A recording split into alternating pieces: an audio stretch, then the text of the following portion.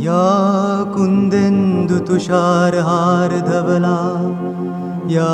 शुभ्रवस्त्रावृता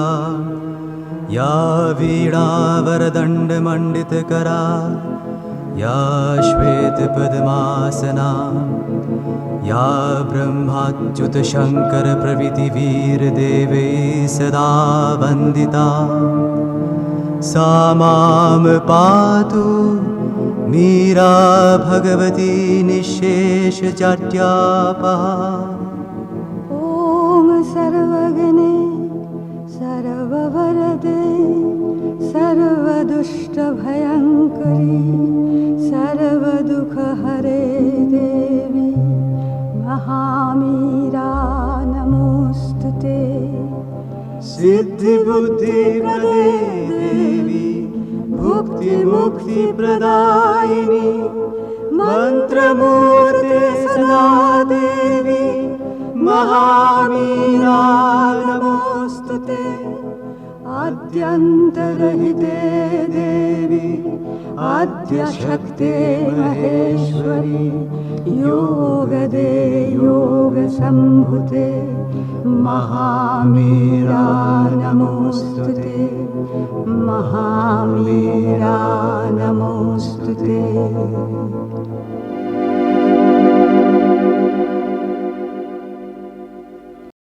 प्रश्न हला जे नवेम्बर 24 को सिद्धि दिवस बोली कहीं कह जाए। माँ सिद्धि शब्द आम समस्त जाचु एटा बहुत पुरातन जुगरु ये शब्द व्यवहार करा जाए। बहुत योगी मुनि ऋषि मैंने से तपस्या करते कि गोटे नुआ जिनस पाइबापी जितने कि बहुत तपस्या फल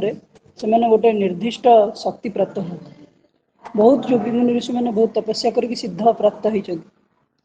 एवं से तपस्या जो सिद्धि प्राप्त हुए से शब्दटी व्यवहार करा जाए सिद्धि बोली। सिद्धि हूँ गोटे एमती शब्द जोटा कि गोटे एमती अचीवमेंट प्राप्त हुए जोटा निजक छाड़ी जाएनि but is permanently established in a physical consciousness. तार अर्थ हूँ कौन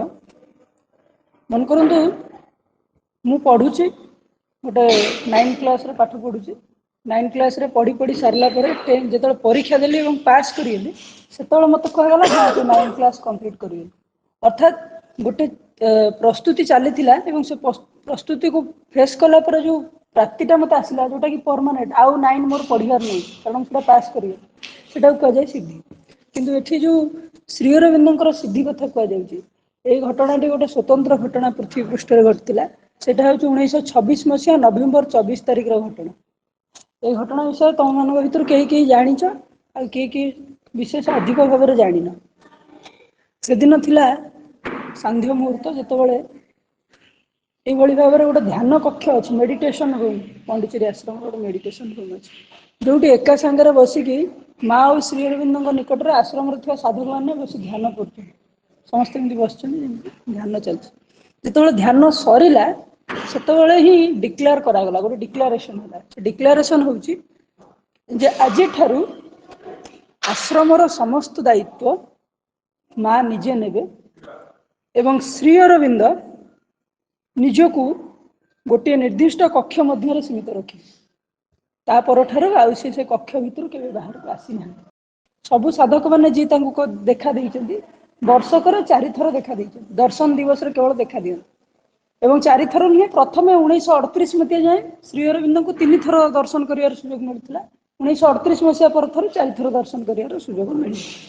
से दिन जाए 3 थर ही दर्शन कर सुजोग मिलता तार कारण अलग अच्छे से दिन गोटे स्वतंत्र डिक्लेरेशन है आश्रम दायित्व माँ ने माँ कथा को मानिकी समस्त चलो एवं जहाँ तुम असुविधा हो जब श्री अरविंद को किसी जनइबा चाहत चिट्ठी मध्यम जनइब फिजिकाली आउ देखा कर अल्प किसी जन साधक को छाड़देले अधिकांश साधक मैंने कौन कले चिट्ठी पत्र ही सहित दबार कथबार्ता करते से दिन कौन एमती घटला कि जहाँपर श्री अरविंद आउ देखादेले गोटे अंतराल को चलीगले एवं से साधनारत रही कौन एमती घटला से दिन कौन एमती स्वतंत्रता से कथा को वर्णना करा जाए सिद्धि दिवस बोली कह जाए कौ सिद्धि से दिन घटला से दिन श्रीकृष्णकर चेतना श्रीकृष्ण कॉन्शियसनेस सीधा सड़क श्री अरविंद शरीर में स्थूल रूप से आसी रहिला अर्थात 1926 नवेम्बर 24 पर ठारू श्रीकृष्ण और श्री अरविंद एक ही गले माने से रूम रे जे रहउतिले से श्री अरविंद ही नुहंती से ही श्रीकृष्ण फिजिकल कॉन्शियसनेस रे फिजिकल वातावरण रे श्रीकृष्ण ही आसी कि श्री अरविंद शरीर रे अवस्थान कले एवं श्रीकृष्ण चेतना हूँ अधिमानस स्तर चेतना अर्थात ये पृथ्वी पृष्ठ आम जिते सब चेतना कथा शुणुचु जाचु तमें मैंने बहुत थर विवर्तन कथा सब जानी प्रथम सृष्टि तो किसी नथिला ना जड़ चेतना थिला खाली गोड़ी माटी पत्थर थिला ताको जड़ चेतना बोली कहु जहाँ भितर जीवन नथिला भली लगुच ता भितर किछि नथिला भली लगुच किंतु किछि अछि से अच्छी बोली से विवर्तनटा आगु आगु जाइछि जड़ चेतना तापर प्राण चेतना पर मन चेतना एमती गोटे गोटे गोटे पहाच पर पहाच चेतना सब आगु आगु बढ़ी बढ़ी चले आमे माने मनुष्य जो जीवन में बंचुचु आमर चेतनाटी हूँ मानसिक चेतना आम मन को नहीं बंचुचु चिंता करुचु विचार करुचु कह मानसिक चेतना किंतु ये मानसिक चेतना ठारू यथेष्ट ऊर्ध्वरे अनेक चेतनार स्तर सब रही जो संपर्क में आमर धारणा नहीं जमती पशु चेतन प्राण चेतना रही सेठी कौन होची ना से माने मन चेतना विषय किसी बुझंती मांकड़ मनीष कथा किसी बुझीपर कहीं बुझीपर कारण से प्राण चेतना रोचे ताकू मैथमेटिक्स कथा कहले से बुझीपर ताकू कंप्यूटर चलैया कथा कहले से बुझीपर कामुड़ा रापड़ा कथा कहले बुझीपर कारण से चेतना अच्छे कामुड़ा रापड़ाटा से बुझीपर से जाए तार कैपेसिटी अच्छे किंतु कंप्यूटर चलैया कथा कहले मनीष करें पशु कर कारण से प्राण चेतना रही एमती मन वर्तमान मनुष्य पाखे जो चेतना अच्छी मन चेतना कहुई चेतना ठारू यथेष्ट ऊर्ध्वतर चेतना सब रही आम जो मन कथा कहूने आम मनटा गोटे प्राणिक मन हूँ सबुठार निम्न स्तर मन जो मैंने देख बहुत सुंदर कविता लिखिपारती कई बहुत भल पाठ पढ़ी पारती कई भल भल मैनेजमेंट करी तांको मन टिके ऊर्ध्व हो जाए किंतु ताठारू यथेष्ट ऊर्ध्वरे गोटे स्तर रही हायर माइंड उच्चतर मन से उच्चतर मन स्तर जदि तुम पहुंची गल तुम पृथ्वी भी गोटे सर्वश्रेष्ठ व्यक्ति हो स्वामी विवेकानंद तांको ब्रेन नो केते परसेंट यूज करते जानिच जदि 100% आम भीतर कैपेसिटी दिया गई था आम ब्रेन को स्वामी विवेकानंद मात्र 8 ना 9% निजर ब्रेन रो पावर को यूज करते से कहते वक्तव्य जे जदि मनुष्यर जो पावर दिखाई माइंड से जदि तार 100% यूज कर ही बिकम डिवाइन से भगवान हो आमे जो मन चेतना रोचु आमे पशु स्तरीय मन चेतना रोचु या यथेष्ट ऊर्ध्वर मनर बहुत चेतना सब रही जो देखिए सुंदर सुंदर कविता माने लिखती गाल्पिक मैंने गप लिखती से मैंने कहती अन्य मैंने पचारती तुम एत सुंदर केमती लिखिपार एत सुंदर कविता केमती लिखिपार एत सुंदर गप केमती लिखिपार तुम सांग मान भर तुम कथा हो तो अरे क्लास रे तू तो पढ़िलु मु तो पढ़िली समान अंक कले कि तू तो केमती बुझी जाऊँ मु कहीं बुझीपारनी मैंने प्रत्येक स्तर में से चेतनाटा ही रही किंतु प्रकाशर स्तर भिन्न भिन्न रही कहार मन रखा स्तर भल रोचे सी अल्प बुझिकी मन रखी दूसरी तुम कह ये तो कौन आम रूम रे बेसी पढ़ू ना ये तो किंतु परीक्षा लिखी दे लिखुची कि नहीं से चेतनार मन स्तर ऊर्ध्व को पलैई से माइंड जिते सार्पेन हो जिन बुझी जाऊँ घोषी ये तो साधारण कथा गला किंतु मन स्तर विभिन्न सब स्तर रही उच्चतर मन ताऊपर रहा आलोकित मन ताऊपर रहा बोधि मन पर रहा अधिमानस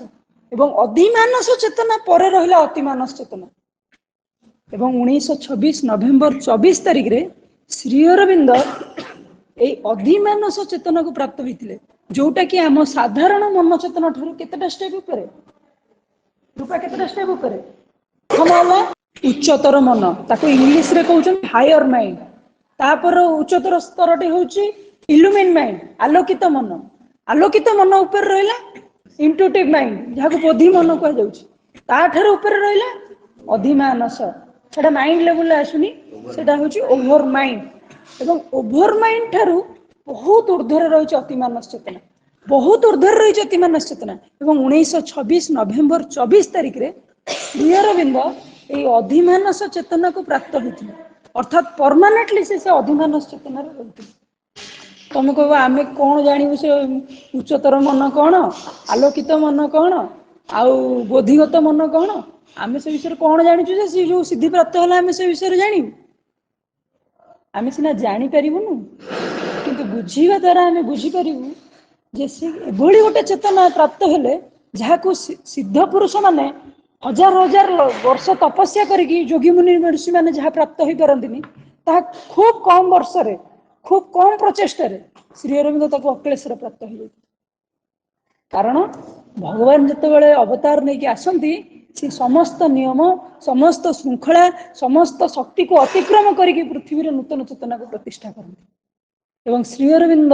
निजे ही पृथ्वी पृष्ठ को शरीर नहीं कि भगवान ही निजे आसछन छोट छोट बड़ बड़ कम गुड़ाक छोट जो योगी मुनि ऋषि मैंने केते वर्ष जंगल रही तपस्या कर चेतना को प्राप्त हो सी जेल भितर से उपलब्धि पाई। मैंने कारा कहानी किस पढ़ी स्कूल तुम जो मैंने इंटीरियल पढ़ी कारा कहानी वर्णना कराई जेल भितर से ब्रह्म को देखुं ब्रह्म माने सबू सबू भितर भगवान अच्छे आम तो सबू भितर राक्षस को देखु आमर क्या संगे तले पड़ूनी कौन हो ठिकना ना सी एपरिक गोटे वस्तु भितर भी भगवान को देखुं सी कहते जेल प्रत्येक कांथ भितर भी भगवान अच्छा प्रत्येक रड जो लुहा लगी से झड़ छड़ ता भीतर भगवान अच्छा गछ भितर भगवान अच्छा केड़े बड़ उपलब्धि केते सहजरे प्राप्त ये भगवान न आसिले शरीर नहीं कि एमती एते शीघ्र उपलब्धि करें। तेणु 1926 नवेम्बर 24 हूँ अधिमानस चेतना प्राप्तिर दिवस एवं यह हूँ पृथ्वी चेतना गोटे विशेष दिन जोटा कि आज आम सिद्धि दिवस रूपे पालन कर सिद्धि दिवस रे माँ एका माँ और श्री अरविंद एकाठी दर्शन दियंती एका सांगे बसंती एवं दर्शन हुए। आज माँ को रूम रे जो फोटो तुम देखुच से माँ और श्री अरविंद एकत्र होकर बस दर्शन दे एवं सिद्धि दिवस रे से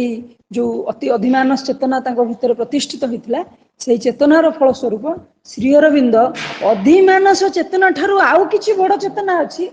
ताहाको चेष्टा करने अंतराल को चली जाती कारण सी देखिले या ठार भी आहरी अधिक चेतना अच्छी जहाँ को पृथ्वी पृष्ठ को आने पड़े कारण श्रीकृष्ण चेतना सी आसिक पृथ्वी रे कार्य करी तार प्रचेष्टा करी पृथ्वी चेतना को परिवर्तन करिए किंतु अतिमानस चेतना ही आम पृथ्वी पृष्ठ रे चिर परिवर्तन व चिर अमरत्व प्राप्त शक्ति को आनी दे पारिबो सेति श्री अरविंद चेष्टा कले जे बर्तमान अधिमानस चेतना ठार ऊर्ध्व चेतना को ए पृथ्वी पृष्ठ को केमती अवतरण करा सेति 1926 नवेम्बर 24 ठारू डिसेम्बर 5 1950 पर्यंत श्री अरविंद से कक्ष बाहर को बाहरी ना गोटे कक्ष रही साधना कर 2 दिन रही पार गोटे रूम रे 2 दिन तुमको खाया दे दिज्व तुमको कहब तुम रूम भितर चुप हो बसिक रो देह खराब है अलग कथा साधारण भाव में नीरव हो बसिक रहा ये साधारण मनुष्य पक्षर संभव नुह तेणु भगवान निजे आम से चेतना को आनी से शक्ति को आनी से शक्ति फल वर्तमान पृथ्वी गोटे रूपांतर दिगरे आगू अग्रसर हो से अधिमानस चेतना ठार अतिमानस चेतना अनेक दूर तमें कह ओहो ये जो साधारण मन आ उच्चतर मन भीतर जी गैप उच्चतर मन ठार आलोकित मन बोधे से बाट आउ कि बाट चढ़ी चढ़ी श्री अरविंद अधिमानस पर अतिमानस चेतना प्राप्त हेले श्री अरविंद वर्णना कहले ये जो एठू साधारण पशु चेतनार मन ठारू ये अधिमानस चेतना मन जी बाट ताठारू हजार हजार गुणर अधिक अतिमानस चेतनार बाट किंतु श्री अरविंद ताकू तपस्या करी साधना फल से अतिमानस चेतना को निज शरीर अवतरण कर 1950 डिसेम्बर 5 तारिख रे श्री अरविंद को फिजिकल बॉडी रे स्थूल शरीर रे अतिमानस चेतना प्रकाशित है से डिसेंट कला से बॉडी एवं श्री अरविंद जानिकी निज शरीर को समग्र मानव जाति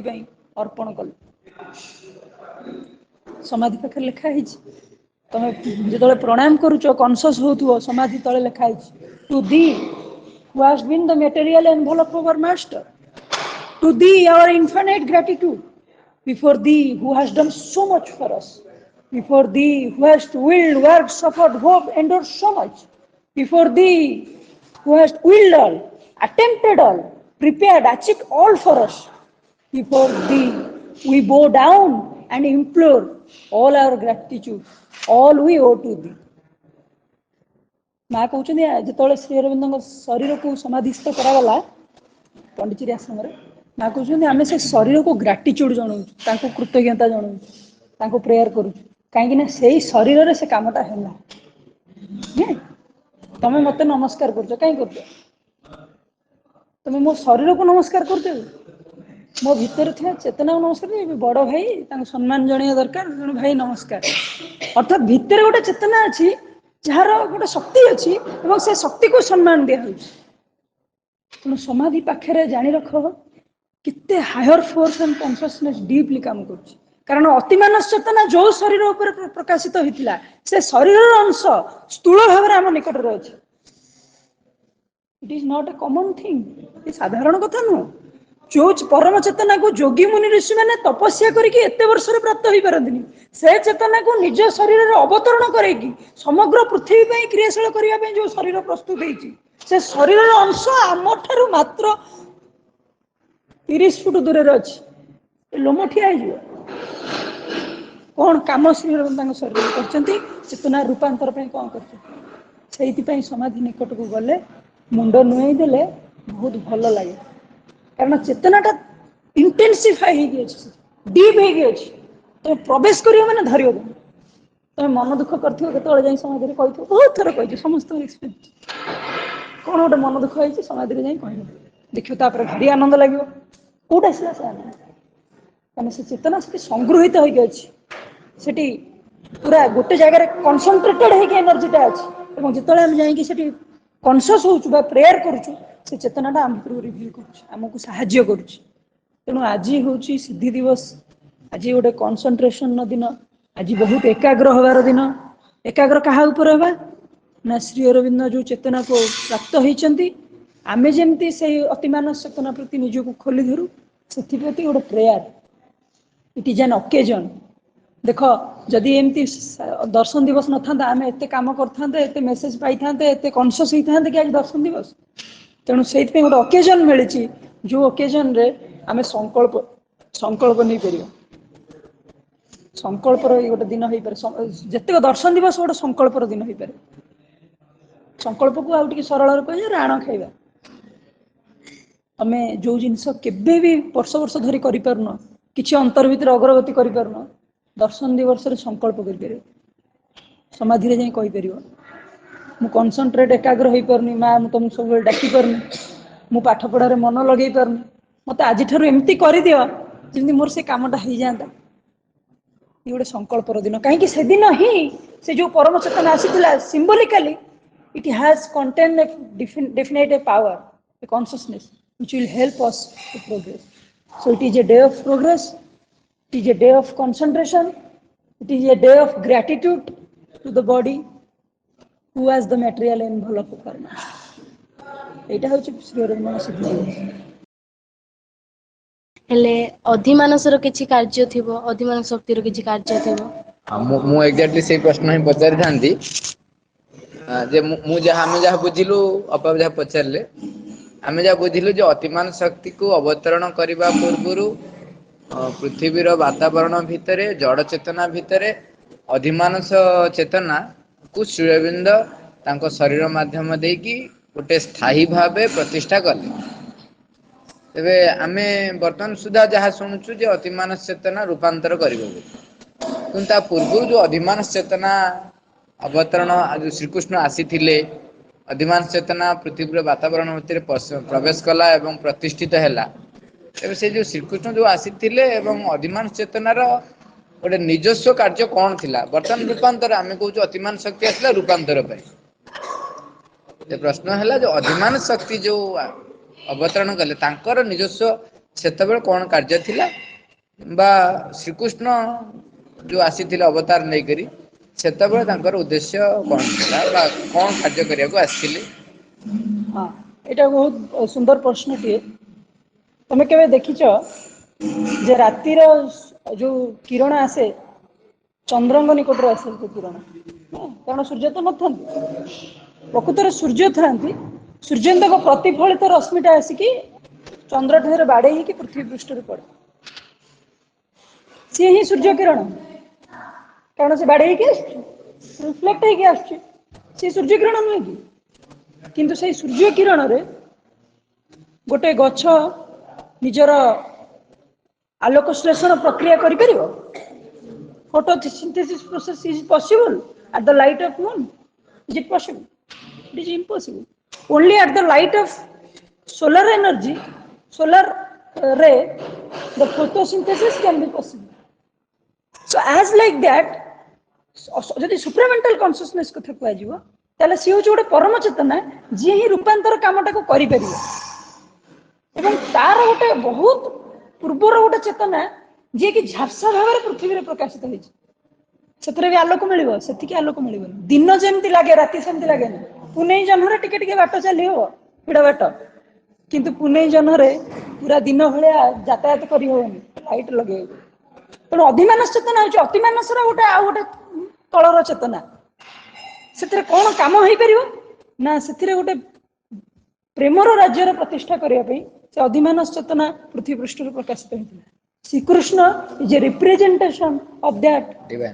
ଡିଭାଇନ ଲଭ। ତା ପୂର୍ବରୁ ତମେ କହିବ ତାହେଲେ ତା ତଳ ଚେତନା କଣ ନା ନୈତିକ ଚେତନା, ଯୋଉଟା ଶ୍ରୀରାମଙ୍କ ଅବତାର ସମୟରେ ଆସିଥିଲା। ଶ୍ରୀରାମ କଣ କରିଥିଲେ? ସବୁଆଡେ ନୈତିକତାକୁ ପ୍ରତିଷ୍ଠା କରିଥିଲେ। ଭାଇ ଭଉଣୀ ସମସ୍ତଙ୍କ ଭିତରେ ଭାଇ ଭଉଣୀ ଗୋଟେ ଭାତୃତ୍ୱର ଭାବ, ଗୋଟେ ଏକତ୍ୱର ଭାବକୁ ପ୍ରତିଷ୍ଠା କରିଥିଲେ। ଯେତେବେଳେ ଶ୍ରୀକୃଷ୍ଣଙ୍କ ଚେତନା ଆସିଲା, ଅଧିମାନସ ଚେତନା, ସିଏ କଣ କଲା? ପ୍ରେମର ଭାବକୁ ପ୍ରକାଶ କରିବାକୁ ଚେଷ୍ଟା କଲା। ସବୁଆଡେ ଲଭ୍ ଟାକୁ ମ୍ୟାନିଫେଷ୍ଟ କରିବାକୁ ଚେଷ୍ଟା କଲା, ଦିବ୍ୟ ପ୍ରେମକୁ ପ୍ରକାଶ କରିବାକୁ ଚେଷ୍ଟା କଲା। କିନ୍ତୁ ପୃଥିବୀ ପୃଷ୍ଠରେ ସାମୂହିକ ଭାବରେ, ଅର୍ଥାତ୍ ଜଡ, ପ୍ରାଣ, ମନ ଏବଂ ପ୍ରେମ ଚେତନା ଚାରିଟା ଯାକକୁ ଏକତ୍ର ଭାବରେ ସ୍ଥାୟୀ ଭାବରେ ପୃଥିବୀରେ ପ୍ରତିଷ୍ଠିତ କରିବାର ସାମର୍ଥ୍ୟ ନା ସାଧାରଣ ଚେତନାର ଅଛି, ନା ଉଚ୍ଚତର ମନର ଅଛି, ନା ଅଧିମାନସର ଅଛି, କାହାରି ମଧ୍ୟ ନାହିଁ। କେବଳ ଅତିମାନସ ଚେତନା ହିଁ ସ୍ଥାୟୀ ଭାବରେ ପୃଥିବୀରେ ସେ ଚେତନା ଗୁଡିକୁ ପ୍ରତିଷ୍ଠିତ କରିପାରିବ। ତେଣୁ ଅଧିମାନସ ଚେତନା କଣ କରିଛି? ଗୋଟିଏ ପାଦ କଣ କରିଛି? ବିବର୍ତ୍ତନକୁ ଆଗକୁ ନେଇଛି। କଣ କରିଛି ନା ଗୋଟେ ଦିବ୍ୟ ପ୍ରେମର ଭାବକୁ ପୃଥିବୀରେ ଜାଗ୍ରତ କରେଇ ଦେଇଛି। ଯଦି ପ୍ରେମ ନଥାନ୍ତା, ଯଦି ଡିଭାଇନ ଲଭ ନଥାନ୍ତା, ତାହେଲେ ପୃଥିବୀ ଏକ୍ଜିଷ୍ଟ ମଧ୍ୟ କରନ୍ତା। ସୂର୍ଯ୍ୟ ପୃଥିବୀକୁ ଭଲ ପାଉଛି ବୋଲି ତାର ଗ୍ରହ ମଧ୍ୟରେ ରଖିଛି ତାକୁ, ଯଦି ଉର୍ଦ୍ଧ୍ୱରୁ ଦେଖାଯିବ ଚିନ୍ତା କରିବ। ଆଉ ଯଦି ନିମ୍ନରେ ପୁରା ଆସିବ ସମାଜ ଭିତରକୁ, ସମସ୍ତ ଜଗତ ଭିତରକୁ, ପ୍ରେମ ହିଁ ଆମକୁ ବାନ୍ଧିକି ରଖୁଛି। ତମକୁ ବାପା ମା ଭଲ ପାଉଛନ୍ତି ବୋଲି ପାଠ ପଢାଉଛନ୍ତି, ଚାକିରି କରାଉଛନ୍ତି, ତ ଅମଳ ଚିନ୍ତା କରୁଛନ୍ତି। ଯଦି ଭଲ ନ ପାଇବେ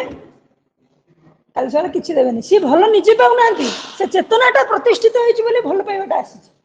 କୁକୁରଟା ବି ତା ଛୁଆଟାକୁ ଭଲ ପାଉଛି। କୁକୁର କଣ ଜାଣିଛି ମୁଁ ସେଟା ପ୍ରେମ କରୁଛି ବୋଲି? ସେ ଜାଣିନି, କାରଣ ତାର ଜ୍ଞାନ ନାହିଁ। ତାକୁ ଶବ୍ଦ ବ୍ୟବହାର କରିବ ଯେ ଏଇଟା ତୁ ପ୍ରେମ କରୁଛୁ, କିନ୍ତୁ ପ୍ରେମର ଭାବଟା ସ୍ଥାୟୀ ଭାବରେ ପ୍ରକାଶିତ ହେଇଯାଇଛି। ହେଇଛି ନା ନାଇଁ? ଜଡ ଚେତନାରେ ନଥିଲା। ହଁ, ଡିଭାଇନ ଲଭ ଏସେନ୍ସିଆଲି ଅଛି, କିନ୍ତୁ ସେ ପ୍ରକାଶ ଭାବ ଧୀରେ ଧୀରେ ଅଧିକ ନେଇ ଯାଉଛି। ବର୍ତ୍ତମାନ ତ ବିକୃତ ଭାବ ନେଇଛି। ବର୍ତ୍ତମାନ ଆମେ ଯୋଉ ପ୍ରେମ କଥା କହୁଛୁ ସେଟା ହଉଛି ବିକୃତ ଭାବ। ସେଟା ଆମର ମାନସିକ ଚେତନା, ନିମ୍ନ ପ୍ରାଣର ଗୁଣ ଗୁଡାକୁ ଆମେ ପ୍ରେମ ବୋଲି ନାମ ଦଉଛୁ, ମା ଲେଖିଛନ୍ତି। କିନ୍ତୁ ଟ୍ରୁ ଡିଭାଇନ ଲଭ ଯେତେବେଳେ ପ୍ରକାଶିତ ହବ, ସେତେବେଳେ ସେ କୌଣସି ନିୟମ ମାନିବନି। ସିଏ କେବଳ ଭଗବାନଙ୍କୁ ଭଲ ପାଇବ ଏବଂ ଭଗବାନଙ୍କ ଦୃଷ୍ଟିକୋଣରୁ ସମସ୍ତ ଜୀବ ଜଗତକୁ, ସଂସାରକୁ, ମଣିଷକୁ ଭଲ ପାଇବ। ବର୍ତ୍ତମାନ ସେଇଟା ପ୍ରତିଷ୍ଠିତ ହେଇନି, ବର୍ତ୍ତମାନ ସାଧାରଣ ଭାବରେ ଚାଲିଛି। କିନ୍ତୁ ଅଧିମାନସ ଚେତନା କଣ କରିଛି? ସେଇ ଦିବ୍ୟ ପ୍ରେମକୁ ପ୍ରତିଷ୍ଠା କରିବା ପାଇଁ ଗୋଟେ କ୍ରିୟାଶୀଳ ଦାୟିତ୍ୱ ନେଇଛି। ଅତିମାନସ ଚେତନା ଯେତେବେଳେ ଆସିବ, ପ୍ରତିଷ୍ଠିତ ହେଲା, କାମ ହେଇଗଲାଣି, ଆରମ୍ଭ ହେଇଗଲାଣି, ଶ୍ରୀଅରବିନ୍ଦ ହିଁ ସେ କାମ ଆରମ୍ଭ କରିଦେଇଛି। ସିଏ କଣ କରିବ? ସେ ଦିବ୍ୟ ପ୍ରେମଟାକୁ ଆମ ଭିତରେ ସ୍ଥାୟୀ ଭାବରେ ପ୍ରତିଷ୍ଠିତ କରିବା ପାଇଁ ଆମ ଭିତରେ ଚେଷ୍ଟା କରୁଛି। ସେଥିପାଇଁ ତମେ ଦେଖିବ ବର୍ତ୍ତମାନ ସ୍ପୋଣ୍ଟାନିୟସଲି ତମ ଭିତରେ ସମସ୍ତଙ୍କ ପ୍ରତି ଗୋଟେ ଭଲ ପାଇବା, ଗୋଟେ ଡିଫରେଣ୍ଟ ଆଙ୍ଗେଲରୁ ବର୍ତ୍ତମାନ ଆମର ସାଇକୋଲୋଜି ଚେଞ୍ଜ ହେଉଛି। ତମେ ବର୍ତ୍ତମାନ ତମ ବାପା ମା ଯଦି ପ୍ରଣାମ କରିବାକୁ କହିଲେ, କାହାକୁ ଭଲ ପାଇବାକୁ କହିଲେ, କାହାକୁ ସମ୍ମାନ ଜଣାଇବାକୁ କହିଲେ, ତମେ ଆଉ ସ୍ପୋଣ୍ଟାନିୟସ କରୁନ। ତମେ କହୁନ ମୋର ତ ତା ପ୍ରତି ସମ୍ମାନ ଆସୁନି, ମୁଁ କାହିଁ ଜାଣି ଶୁଣି ବାହାର ଦେଖେଇବି। ବାହାର ଦେଖେଇବା ଜିନିଷ ଭାଙ୍ଗି ଯାଉଛି। ବାହାର ଦେଖେଇବା ଜିନିଷ ବର୍ତ୍ତମାନ ପିଲାମାନେ ଯୋଉମାନେ ସୋସାଇଟିରେ ବଞ୍ଚୁଛନ୍ତି, ଯୋଉମାନେ ଟିକେ ମଡର୍ଣ୍ଣ ହେଇଗଲେଣି, ସେମାନେ କହୁଛନ୍ତି ମତେ ଦେଖେଇ ହେବା ପ୍ରେମ ଦେଖାନା। ସତରେ ଭଲ ପାଉଛି? सतरे भल पाउछन्ति कोन करि परिबे एमति काई कहउछन्ति कारण वर्तमान प्रकृत रे ट्रू डिवाइन लव प्रतिष्ठित होबा जाउछि सी सत्यर चाहूछि ए मिछ भल पाइया से चाहू सी ट्रू लव चाहूछि जोटा ट्रू लव टा सुप्रामेंटल कॉन्शियसनेस देई परिबो नॉट अधिमानस चेतन एवं मा लिखछन्ति consciousness is the creatrix of the universe but divine love is its saviour समग्र पृथ्वी को जदि चेतना सृष्टि करिछि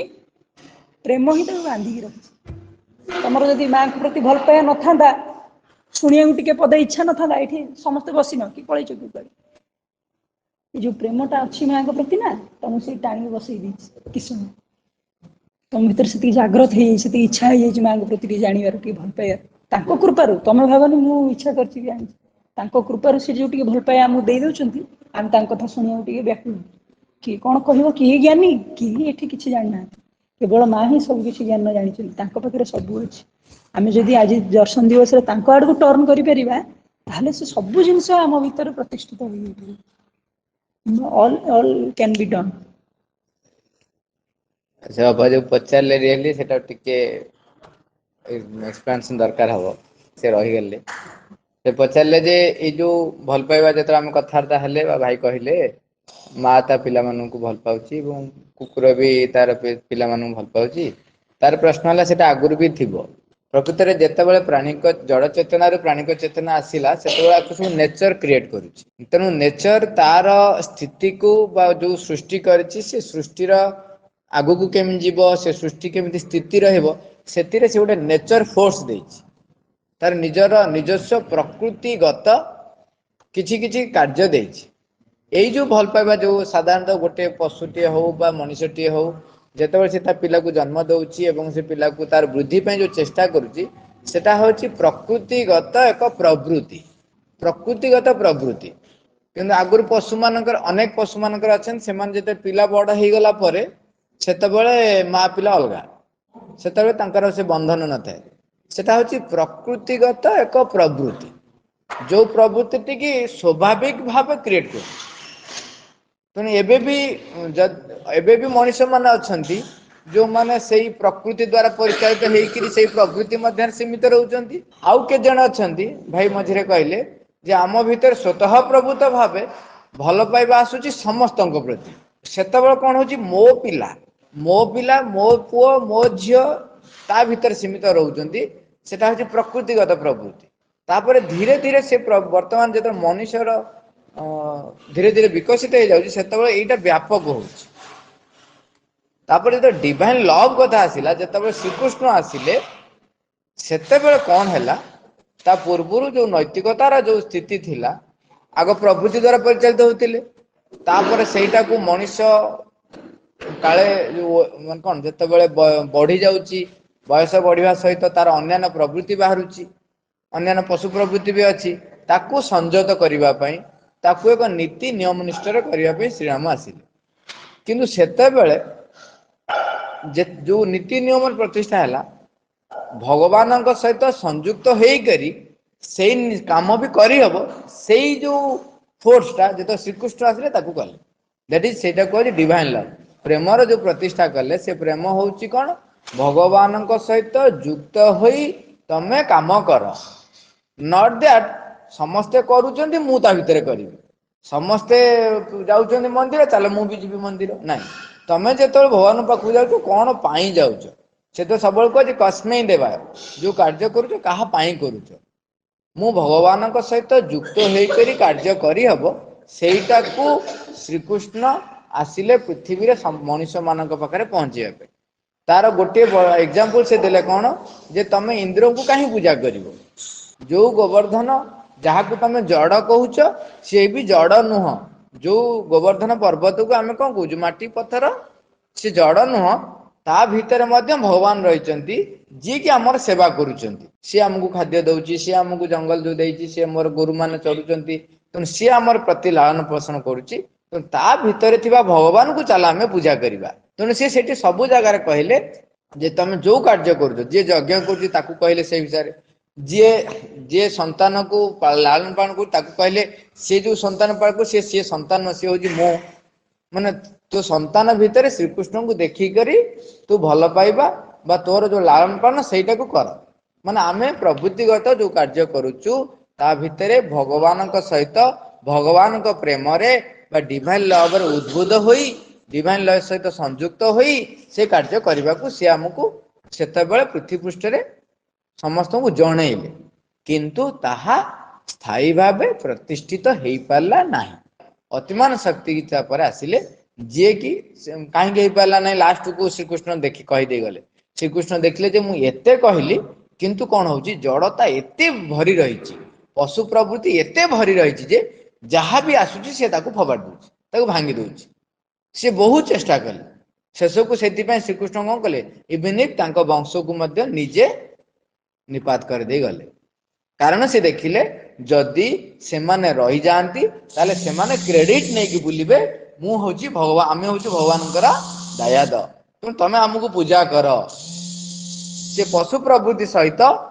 से सही हिसाब से रही जिवे सेति पई से कौन कले ना ता वंश निपात कर यही जिनसटी स्थायी भावे जो रूपांतर कॉन्सेप्टटा बा से चेतनार आसीबार समय से तळ हे नथिला ये हेगला कौन प्रिपेरेशन हेगला तापर जेत श्रीमंत आसिले सेतबेले सेटा को प्रथम कौन कले जो डिवाइन लव सहित संयुक्त होकर कार्य करहब जो अधिमान आग स्थायी भाव प्रतिष्ठित करदे स्थायी भाव प्रतिष्ठित हो गला बर्तमान से आम समस्त भितर एक वसुधैव कुटुंबकम जो समस्त भितर आगुरी केते जन मुनि ऋषि भितर आसुला जो मुनि ऋषि माने साधु मान सहित जो भगवान सहित संपर्क आसुले से भितर आसुला वसुधैव कुटुंबकम संपर्क माने जो भावनाटा बर्तमान मैक्सिमम लोक से भावना आसुची कारण ये वातावरण भितर से बर्तमान प्रतिष्ठित हो जाइए ना तापर अतिमान चेतना आसवाई ये आग प्रतिष्ठित हो गला अतिमान चेतना बर्तमान अवतरण कर सारी सी कार्य आरंभ कर कौन कर रूपांतर क्रिया कर कौन रूपांतर कर बर्तमान प्रतिष्ठित हो गला कि आमर जो भौतिक प्रवृत्ति रही आमर प्राणगत प्रवृत्ति रही मनगत जो विकृतिता रही जो विकृति सब रही सी भगवत तत्व पूरा रूपांतरित हो भगवत तत्व परिचालित हम स्थायी भाव हम यही हम सेटा हूँ अतिमान शक्तिर कार्य बा रूपांतर परर अवस्थाटा से हम जे एठी आमे जो बर्तमान मु आमे जो केवल निजे निजे कहूँ से आमे किसी नथिबो कहीं ना भगवान सहित आमे पूर्ण भाव एकीभूत हो जाइतबु जो कार्य करूतबु तांको निर्देश अनुसार ही करतु आउ सेतबेले जो मनर किछि विकृति नथिबो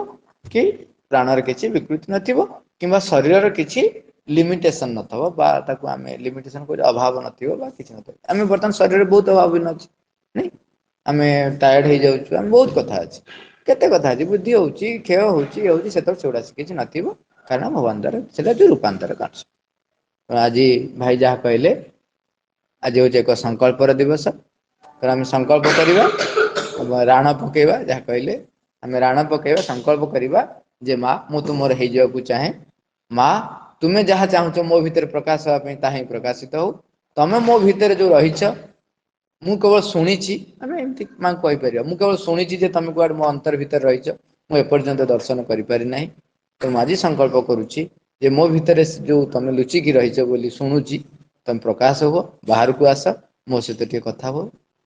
बाहर को आस आम संकल्प करवा आम भीतर थिबा से अंतरात्मा बा चैत्य सत्ता को बाहर को आसिया को प्रार्थना करवा आग कहीं आम हृदय भीतर से अच्छा प्रार्थना करा प्लीज तुम बाहर को आसन आज संकल्प करवा राण पकेवा माँ